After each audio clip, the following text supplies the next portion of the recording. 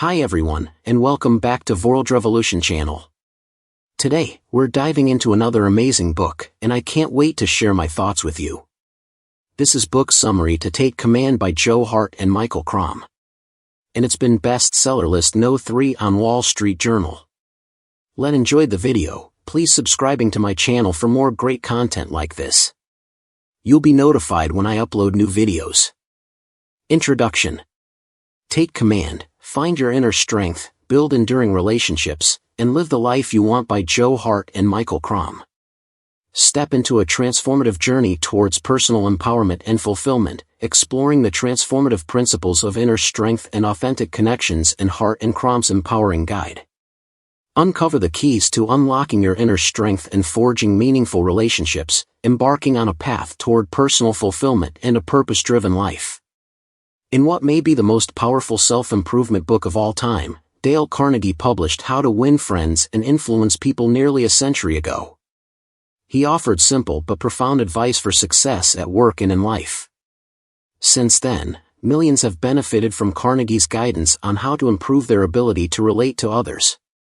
This update by Hart and Crom, leaders of Dale Carnegie and Associates, brings Carnegie's simple but profound principles for living to a new generation. Hart and Crom encourage and empower readers to be deliberate and proactive about taking charge of their thoughts, emotions, relationships, and future. Key takeaways. To live well, be proactive about what and how you think. Master your emotions. Enhance your confidence. Accept and value change. Let go of regret. Make stress a positive force. Become more resilient and courageous. Cultivate healthy relationships. Build and maintain trust. Give and take feedback with grace. Improve difficult relationships. Take the other person's perspective. Clarify your values, purpose and vision. Cultivate a community and do good together. Summary. 1. To live well, be proactive about what and how you think. Consciously choosing your thoughts and attitude is the first step in solving problems. For example, instead of feeling discouraged about a challenge, try to reconsider it and see it as an opportunity to grow. Pay attention to what you're thinking. Evolution gave human beings a cognitive inclination called the negativity bias, the tendency to think about what could go wrong. Instead of giving into negativity, think about the ways you react to your thoughts. See if you can interpret a negative perception in a more helpful or positive way. Focus on your strengths and possible solutions as you guide your thinking away from helplessness. Quote, almost everything in our lives, relationships, careers, goals, health, achievements, etc., depends on the first step of taking command of our thoughts. Treat unproductive thoughts as a cue that you need to behave differently. Take one action in the context of that decision to change your mental path, such as using affirming words to solidify a new line of thinking. To prepare your mind for success, develop routines, series of growth-oriented practices that lead to the development of a healthy mindset. Routines help you live intentionally.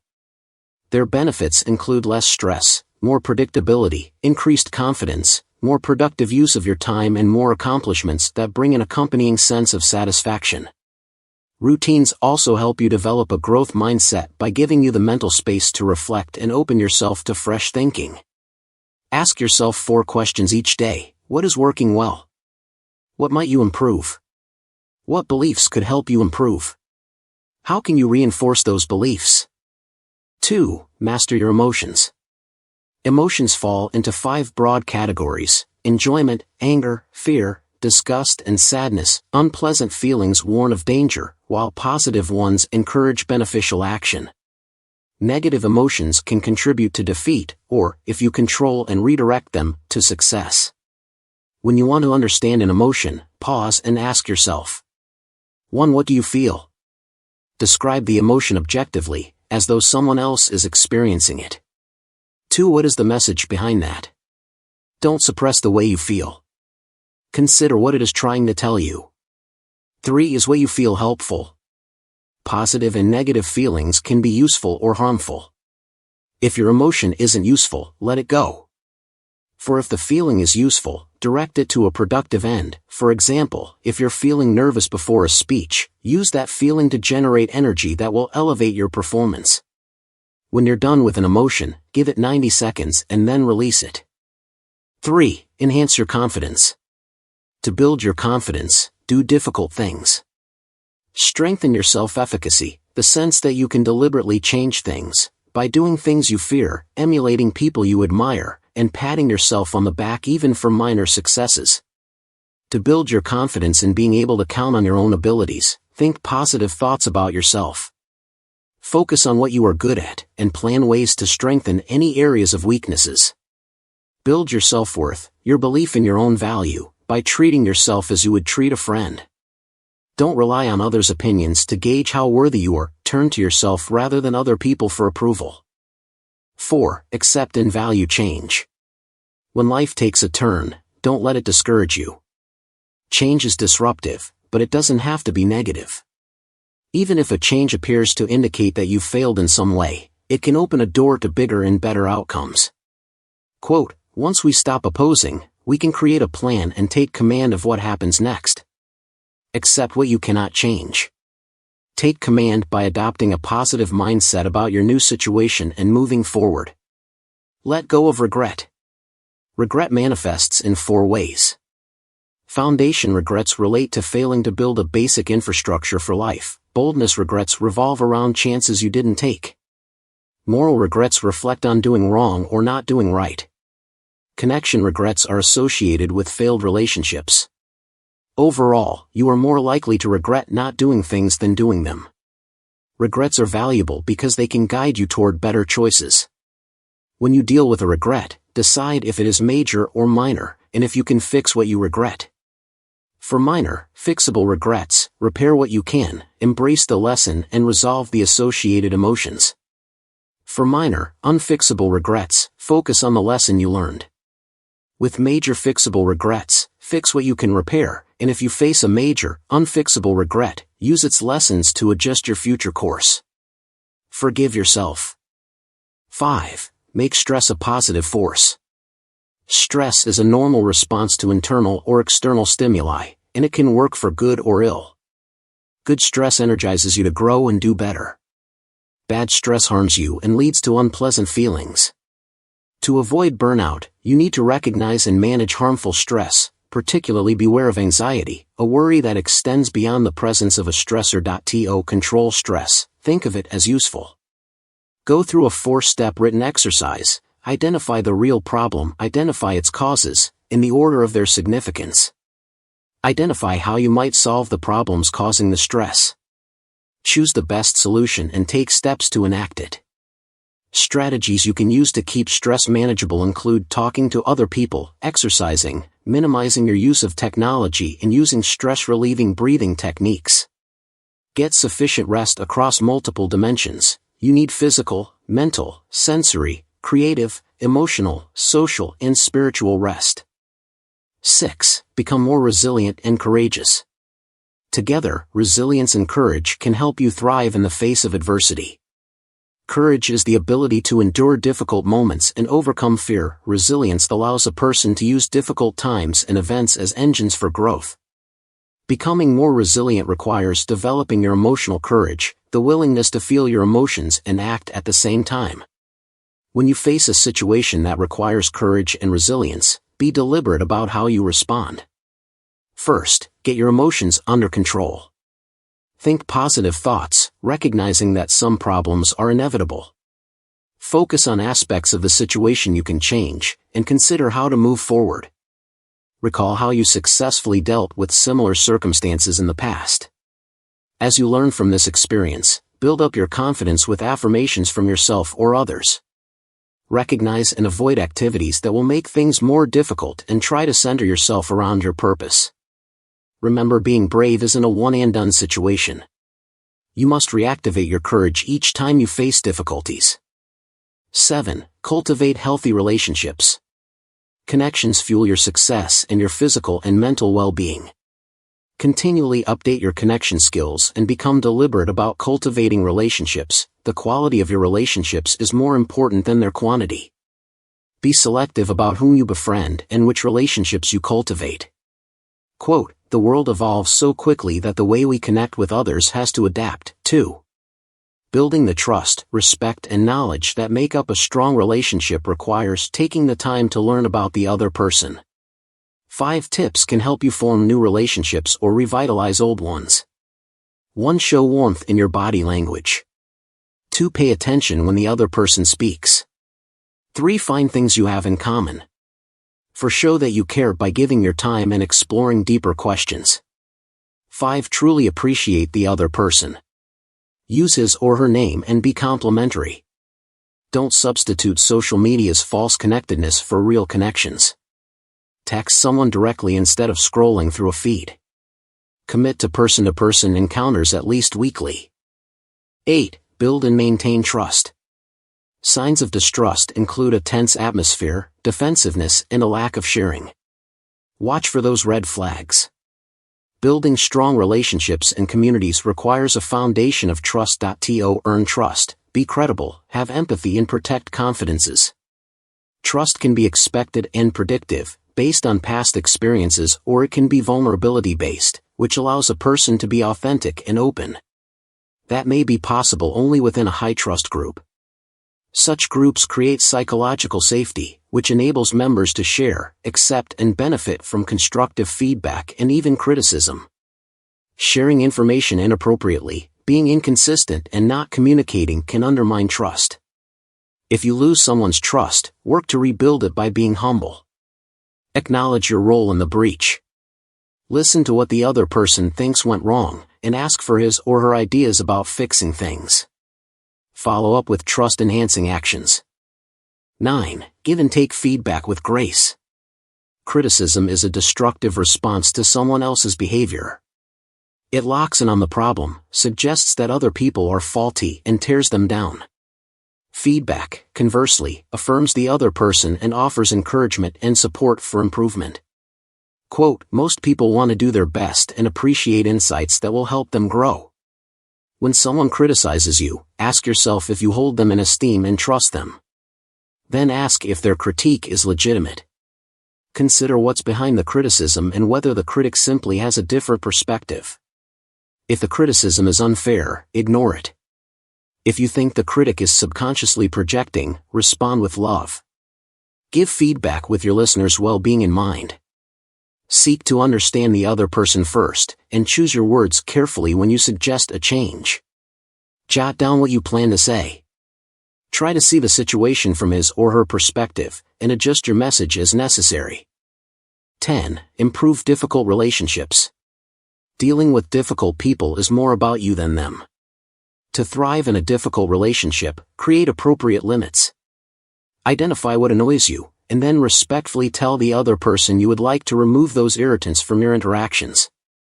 Once you set a boundary, hold the line, reminding the other person when you feel it's necessary. Focus on understanding the other person. Try to uncover the complexities beneath the layers of irritation. Instead of criticizing, create a safe space for growth by listening. Ask for help identifying your blind spots. Consider whether you might be the difficult person. Ask for advice on how you might improve. If all else fails, consider letting the relationship go. 11. Take the other person's perspective. When people cling to the idea that their way is the only right path, they constrain their relationships and tend to ignore or devalue other perspectives. Empathy and connection start with the desire to understand someone else, rather than trying to convince others to adopt your views. Try to understand theirs. To build empathy, ask 3 types of questions. 1. Factual queries about the other person's life. 2. Causative questions that start with how or what, and that delve into the why behind the facts. 3. Value-based questions, which explore the person's worldview. Listen actively, and try to see things from the other person's viewpoint. Look for similar experiences you can share. Be open-minded. Avoid judging or stereotyping. 12. Clarify your values, purpose, and vision. Many people live day to day, checking off their to-do lists without considering the mission or purpose of their lives. What you want your life to mean. Identify what you value by considering your actions, your reaction to experiences, which people you appreciate and what gives your life meaning. List 10 to 20 values, and then choose the top 3 to 5 to use as guardrails to keep your life on track. A life well lived often involves some element of service.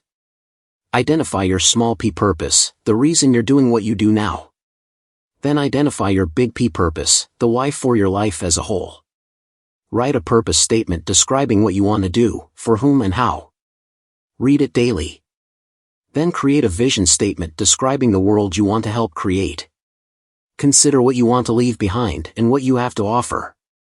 What does your day-to-day life contribute to that goal? What do you offer that no one else can? Don't limit yourself to what others say you should do. Think expansively. Adjust your goals as your life evolves. Clarify your vision, commit to it and gain support by sharing it. 13. Cultivate a community and do good together. Find, connect with and support others who share your purpose. Work together with other people to do good. Give generously and sincerely. Quote, so much of life is about connecting with others in a meaningful way. When you meet people, smile, use their names and let them know you care.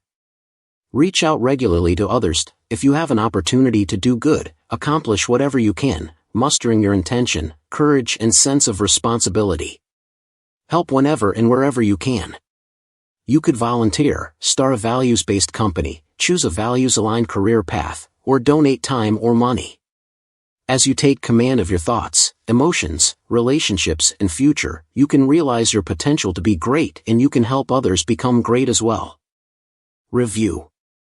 The book is a self-help guide that aims to help readers live an intentional life by transforming how they approach their thoughts, emotions, relationships, and future. The book is based on the principles and practices of Dale Carnegie, the author of the classic bestseller How to Win Friends and Influence People. The book is divided into 4 parts, each focusing on a different aspect of personal development.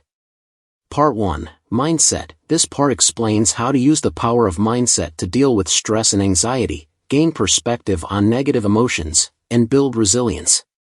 It also introduces the concept of the inner critic and how to overcome it. Part 2, Relationships. This part shows how to create enriching, rewarding, and enduring relationships with others. It covers topics such as communication, empathy, trust, feedback, conflict resolution, and influence. Part 3, Courage. This part teaches how to live courageously and intentionally to build a vision that will bring out the best in oneself and others. It covers topics such as goal setting, decision-making, risk-taking, creativity, and innovation. Part 4, Legacy. This part inspires readers to leave a positive impact on the world by finding their purpose, passion, and potential. It covers topics such as self-awareness, values, strengths, leadership, and service. Key points.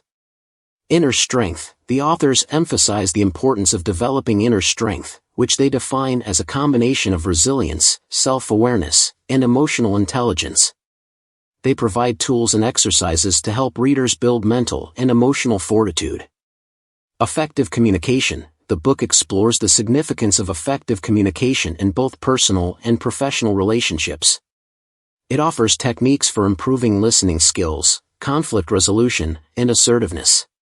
Leadership skills. Take Command delves into leadership principles and strategies for those seeking to enhance their leadership abilities. It provides guidance on how to inspire and motivate others while fostering a positive work environment. Goal setting and planning. The authors stress the value of setting clear goals and creating action plans to achieve them. They offer a structured approach to goal setting and time management. Building enduring relationships. Building and maintaining strong relationships is a central theme of the book. It covers topics such as trust building, networking, and effective collaboration. The book is a comprehensive and practical guide that offers valuable insights and tools for personal growth. The book is well written and easy to read, with clear examples and exercises. The book draws on the latest research and interviews with more than 100 high-performing leaders from various fields. The book also includes stories of everyday people who have applied the principles and practices of Dale Carnegie to overcome challenges and achieve success. The book is suitable for anyone who wants to improve their life in any area. The book is especially relevant for those who are facing uncertainty or change in their personal or professional lives. The book provides a framework and a roadmap for living an intentional life that is aligned with one's values and goals. The book is not a quick fix or a magic formula.